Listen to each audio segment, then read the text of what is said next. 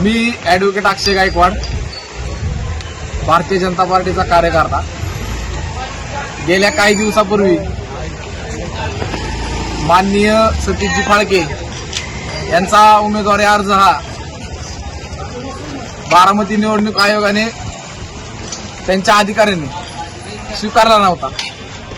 मात्र ते कोर्टामध्ये आले. अन्याय करणाऱ्यापेक्षा अन्याय सहन करणारा जास्त गुन्हेगार असतो. मात्र सतीशजी फाळके हे कोर्टामध्ये आले.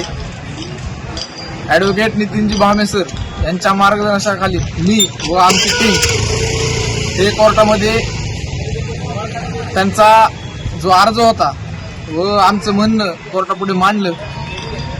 कोर्टापुढे मांडताना अनामत रक्कमेची पावती ही कोर्टाला दाखवली. अधिकाऱ्यांनी जे ही केलं होतं, सही केल्या होत्या, फॉर्म हे तयार करून फार आतमध्येच पोच करायचं होतं, एवढं कोर्टाला पटवून दिलं. कोर्टाने तत्काळ नोटीस इश्यू केल्या प्रत्येक उमेदवारांना त्या वार्डातल्या. नोटीस इश्यू केल्यानंतर त्यांचे वकील ते कोर्टामध्ये आले. त्यांनी आर्ग्युमेंट केलं. आर्ग्युमेंट करत असताना कोर्टाला आम्ही विनंती केली, मेहरबान कोर्टाला, की बाबा CCTV आणि त्यांच्याकडे असणारे व्हिडिओ हे कोर्टाने तत्काळ तपासावे. कोर्टाने तपासले. तपासल्यानंतर तपसून झाल्यानंतर कोर्टाच्या निदर्शनास आलं खराच यांच्यावर अन्याय झालेला आहे. आणि आज संविधानाच्या दिवशी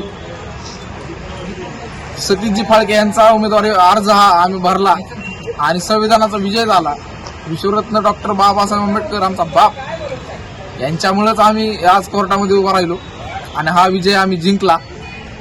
आणि आज तो उमेदवारी अर्जही भरलेला आहे आणि येणाऱ्या काळामध्ये त्यांचा विजय हा निश्चितच होईल. धन्यवाद.